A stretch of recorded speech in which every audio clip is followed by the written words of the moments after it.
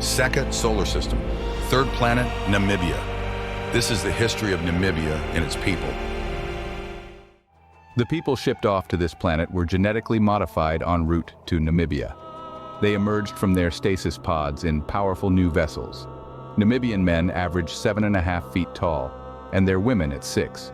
Their skin had darkened considerably, and was now covered in a metallic sheen. Their irises, nails, and hair turned a shining silver, and each individual had unique, intricate patterns chiseled onto their bodies, from crown to sole. When they stepped onto the planet and were exposed to the Namibian heat for the first time, they looked up and saw the binary stars that were tidally locked to their world. The reality of this world finally sank in, and even the most ardent black conscious supporter began having doubts. Their skepticism lasted only until their photochromic skin turned jet black, and the glossy silver grooves gleamed like frost. The once scorching suns and blazing winds felt like a cool spring day. Not only that, but over time, they realized they were stronger, faster, and more durable than almost any other race in the galaxy. Their average lifespan was just shy of 300 years. This only served to further inflate their sense of genetic superiority to the point they viewed the ordinary black person as lowly. They were like modern man looking back and calling his ancestors Neanderthal monkeys. By their measure, they were the true black race. All others were nothing but rabble. But the truth was they came from these, as they referred to them, monkeys. And that knowledge created dissonance within their hearts and minds. With time, they searched for some narrative, a story, anything they could conjure to explain the link between them and the lower races. The narrative they eventually settled upon was the divine genetic principle. It posited that while they had started as regular blacks because they had been genetically modified, they no longer shared anything in common with them. This teaching had one problem. It put the geneticists responsible for their new bodies as the source, their maker. Being that the geneticist was a white man, this was even more intolerable than believing they came from monkeys. To them, whites were subhuman and inherently evil. So for the story to stick, they found one of the black scientists who worked on the genetic modification team and gave him all the credit. With an origin befitting their grandeur established, the Namibian people came together to craft their civilization. They borrowed heavily from the ancient Egyptians, adopting their clothing and architecture and fusing it with their futurist modern design. Jewelry was a strong part of their culture and fashion, with newborn babies bestowed what was affectionately called a birth chain. Many Namibian women also covered their skin in dark rhinestones on their wedding day, an homage to the planet's natural chrysolite resource. These customs were symbolic of their ties to nature from birth to rebirth, a tangible way to remind them of their connection to the land. Politicians worked out trade deals with other nations and companies, and everyone sensed this world was on the verge of great wealth. This brought critics and sharks to the surface. The critics complained that the government was setting up a system that would only benefit a few, namely their families and friends. This wasn't some far-fetched idea either.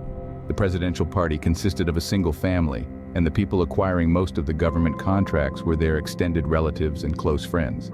Despite this, the public had not the will nor the organization to remove the elite. They were too busy instituting social norms, such as appropriate dress and women's hairstyles. Their trajectory was locked in until the first leak sprung. A sex tape implicating the president dropped, showing him engaging with prostitutes on one of his business trips. The matter should have been a non-issue, as he was known to be an unabashedly adulterous man.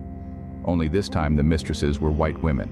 Within hours, every sector of society was calling for his resignation. He was branded a race traitor, sellout, fake, and a wokie lover.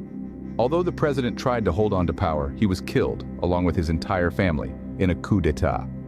The coup was organized by former mob bosses seeing an opportunity to reclaim power. The attempt failed as they could not consolidate rulership over the vast territory. Instead, charismatic leaders sprang up all over, leading groups of people to themselves. When news of these developments reached Coffin Galahad back on Agnos, he was in the middle of hammering out a deal with religious leaders desirous of their own world. Forced to leave the meeting in the care of his juniors, he returned to his office to review the details. After a thorough assessment of the situation, Coffin made a number of resolute decisions. First, he sought the council's approval to settle the unrest in Namibia, after which he contacted weapons manufacturers, ordering enough munitions to arm an entire country. The next step was to visit the Appleseed, a Titan-class space vessel used by the terraforming company Evangelon. It housed its workers and was their main base of operations. Coffin was going to see one man, Gregor Ibonidis, the black geneticist on the team that created the genetic modification procedure for Namibians. He was a former classmate. This is a transcript of that conversation. Well, well, well. Coffin Galahad in the flesh, or some flesh at least. Give it a few years, and I'll be calling security on you. Gregor, you've been experimenting on yourself again. Why would you say that? The conspicuous suit, for one, and you've grown quite a bit taller since our last meeting. Ah, well, living in zero-G can do that to you. An inch or two, maybe, but 5 3/4 inches. I would be lying if I said I haven't found myself under my own knife from time to time. The pursuit of perfection is endless, after all. And what about you? Those are some extensive cybernetic augmentations. We do what we must to stay in the sun. Couldn't have said it better myself. Come, let's talk inside. I have the game set up. Today is the day you beat me. I haven't played chess in years. Oh, please. You always feign humility before your triumphant victory. You know, I could never fathom your proclivity for embedding a piece of machinery into your body. That, to me, is sacrilege. The body should be molded with flesh, skin to skin, bone to bone, tissues grafted into one, genetic material edited and dissected as we look for the answer. But this cold, dead metal alloy, crudely sewn into one's vessel, is simply barbarous. I haven't forgotten your distaste for the machine. You still don't grasp just how chaotic the flesh is, too complex for mankind to master. I admit that much is true. Mutations, permutations, maladaptations. Too many variables make it a poor investment. Yes, yes. And the machine is simple, elegant, and functional, as you always say. It does as programmed and can be easily fixed or replaced. Flesh, however, can never be fully expunged once adulterated. Oh, very well. I see you will always be a heathen. As you are impractical. Touché. Well, go ahead. I'll give you the first move. How kind. G8 to H6. Typical Coffin. The classic gallant knight takes me back to our chess club days. All we need now is that pesky Sam and the gang would be complete. The self-proclaimed Great Sam Allardyce. It's been 20 years. How is he? You should know. You both live on Agnos after all. C2 to C3. Sadly, the Council's business keeps me preoccupied ad infinitum. It's not like you to make excuses, and such a poor one at that. I haven't seen Agnos in decades, and even I manage to catch up with Sammy from time to time. Fine. I'm a cold bastard. Is that what you want to hear? Hardly. I won't deny that the social maintenance the masses engage in is a touch too tedious. Unnecessary, even. This time, though, I'm glad I checked in with him. He's having a baby. You're serious? Oh, deadly. After all, I'm the one making it for him. Interesting. A designer baby. Isn't that too far? He wants a family, but he's not leaving the future heir of his company up to chance, and cybernetics can't help at that level. Apparently, he has an important job for the boy. He puts on airs about it, but I know how excited he is for the result. He's already picked a name. Spencer. While I am happy for him, an old-fashioned approach might be more reliable. No telling what will come of these test tube babies. I've heard some can't even smile. Nerves in the face that refuse to fire or something to that effect. Oh God, where did you hear that, Coffin? The internets? A peer-reviewed scientific paper by a certain Dr. Adelaide. You're referring to Dr. Adelman and his research into genetic splicing between different species.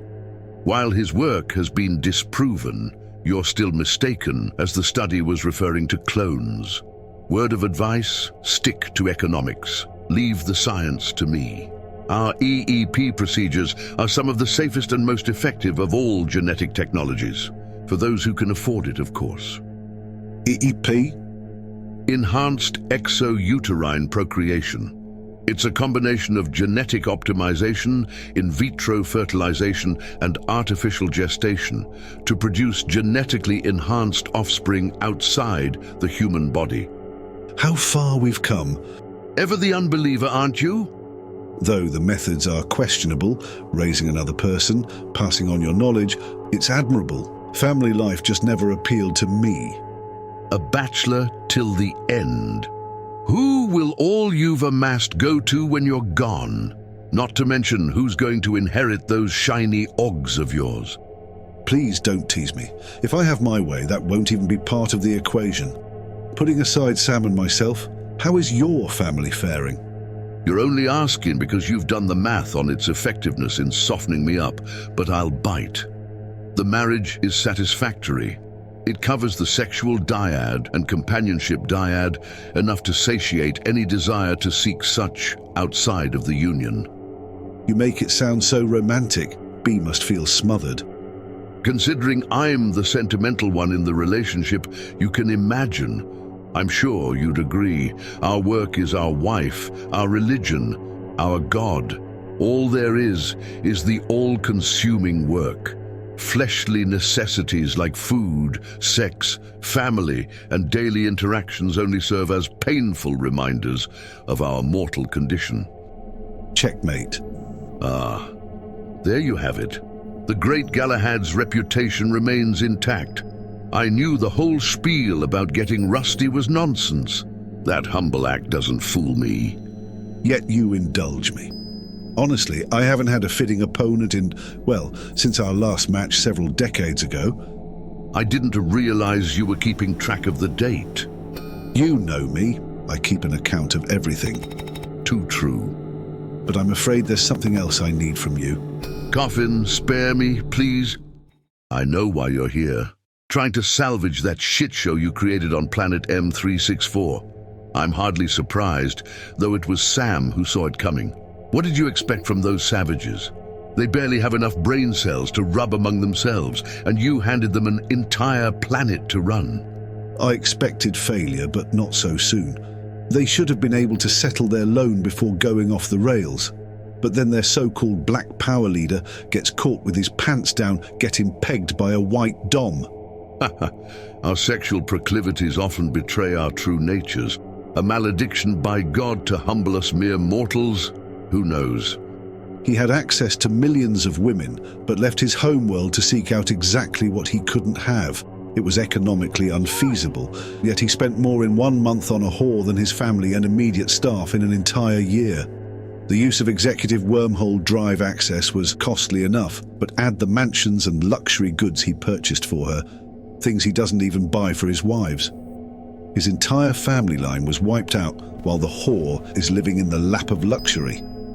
You're more frustrated than you initially let on. That was quite the diatribe. I miscalculated the extent of their foolishness. Or perhaps she has one hell of a vagina. Apparently worth dying for. Well, it's a tale older than time.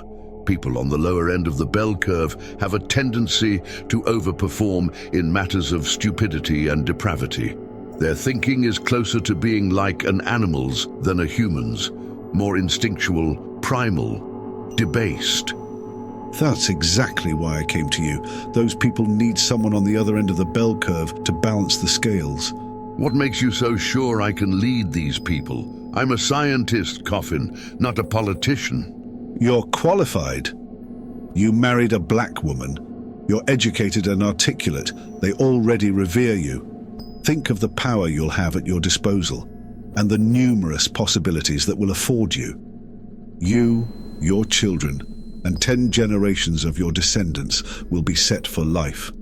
Only 10? So you are interested? There's only the work, Coffin. Only the tireless pursuit of perfection and knowledge. No offspring or delusions of grandeur, just the straight line of progress. There simply isn't enough time to veer to the left or right, and we both know the main obstruction is our mortality. It's the entire point of my research, a cure for death itself. So take the throne and use the power to open your own genetic engineering lab, the largest in the galaxy if you like. With the funds you'll have access to, you could do anything. Now that's a baseless hypothesis if I ever heard one. Even assuming the veracity of your premise, it's like Sammy always says, I'd rather be a slave among the wise than free among fools. Those people are useless to me. I need scientists, not activists and sycophants. It's why I'm here at the Appleseed, at the heart of any and all significant scientific progress. The best and brightest minds on the cutting edge in advancing scientific knowledge and discovery. I could never abandon that. You wouldn't have to. Our paths may be different, but ultimately, we both have the same goal. What do you mean? Well, it's not just the Namibians. The UAC have developed a caste system and brought back slavery. The Adonians can't take their heads out of the clouds long enough to meet replacement levels. At that rate, they'll just barely settle the loan before going extinct. In sum, no amount of education or progress can save them. I can't see how that becomes our problem. Lessers must be kept far from the seat of power, so we break them into increasingly smaller groups and cripple them with debt. The result is a refined main branch of mankind. I see. You've been separating the wheat from the chaff to exert more control. To that end, you'd install your own ruling class on each subsidiary world, providing the masses with the illusion of freedom while you puppeteer from the shadows. That's why you came to me. I'd expect nothing less from the great strategist Galahad. You just need to rein in these savages for a couple hundred years and your ROI will be worth it. I'll champion your talents to the council. They'll provide the solution to your problem, the cure. While I'd love to be part of your grand plan, I'm sorry to say I can't be your redemption factor. I'm far from being considered black anymore, or even human in some sense. Underneath this suit hides something stranger than fiction. How far did you go? It's as you said, flesh is unpredictable and chaotic, prone to mutation. Fortunately, I view it as a feature, not a bug. It's a chance to work with God himself. Except on this occasion, it seems I wound up working with the devil. How bad? How bad? Bad. My skin has lost its pigmentation and needs to be constantly lubricated. If not kept moist, well, let's just say it feels like being set on fire. The result is that direct sunlight scorches me in a comically vampiric manner, hence the suit. To top it off, I usually don't have guests over due to the overwhelming odor of sulfur and ammonia my body emits. Oh, and I've sprouted a couple superfluous limbs and senses here and there. Still, despite my form, I can see the beauty in it, but most won't. I'm surprised you managed such a dramatic miscalculation. When trying to steal fire from the gods, there's always high risk. In this case, I was on the verge of not only solving death, but of discovering immortality. You see, a handful of organisms in nature already have a form of eternal life. It's a concept known as negligible senescence.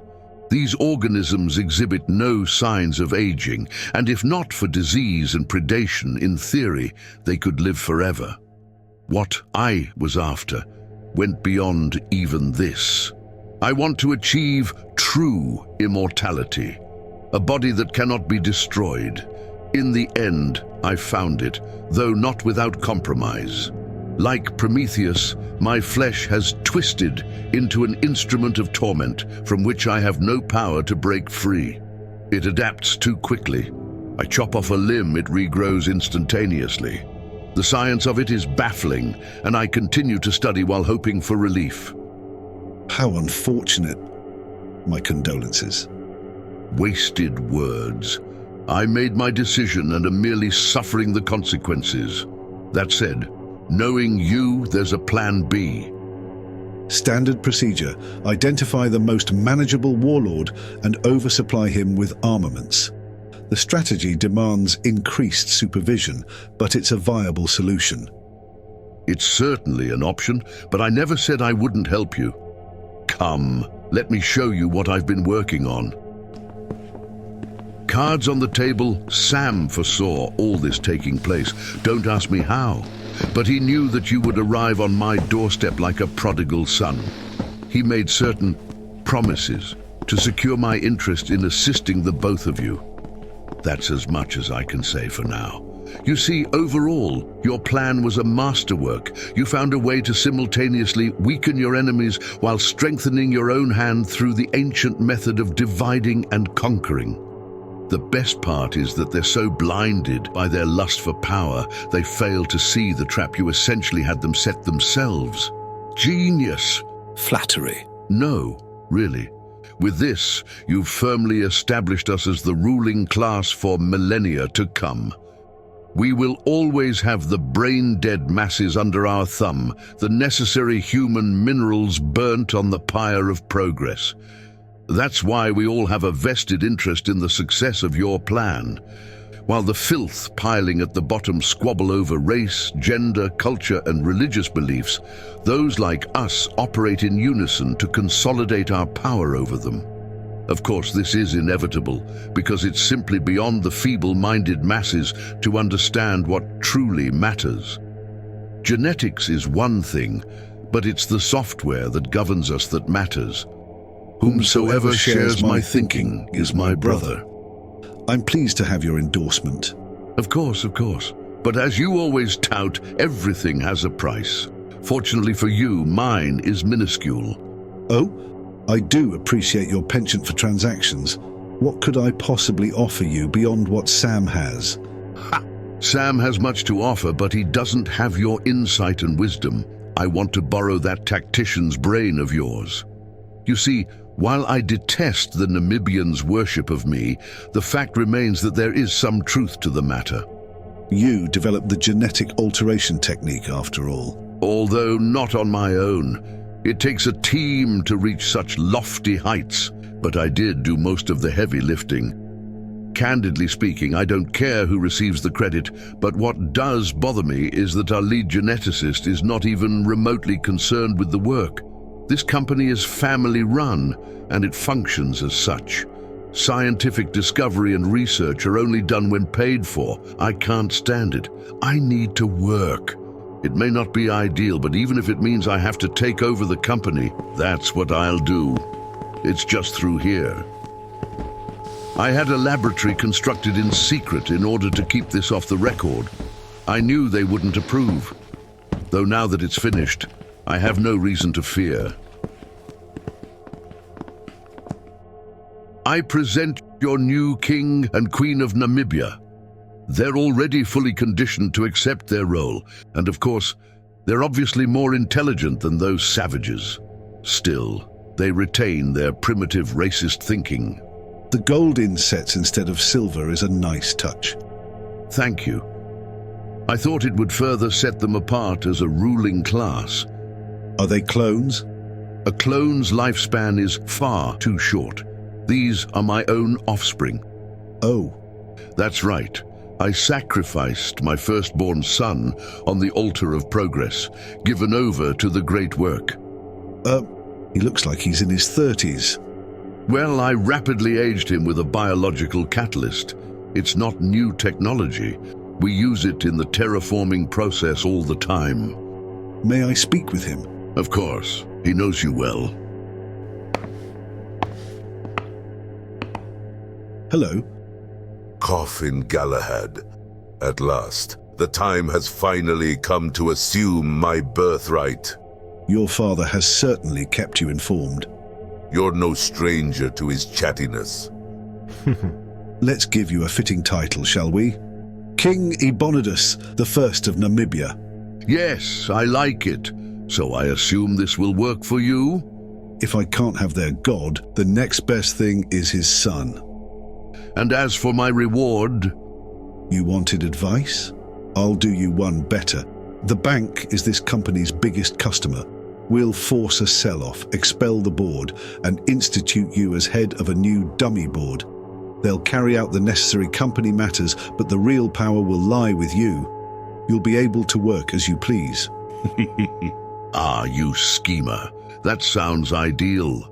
Suffice to say, it was fortuitous seeing you again, Coffin. I'll convey your gratitude to Sam. Please do. This concludes part 1 of the origins of the Namibian peoples. Join us for the conclusion in part 2. Next episode, the Hadean Galaxy's history continues.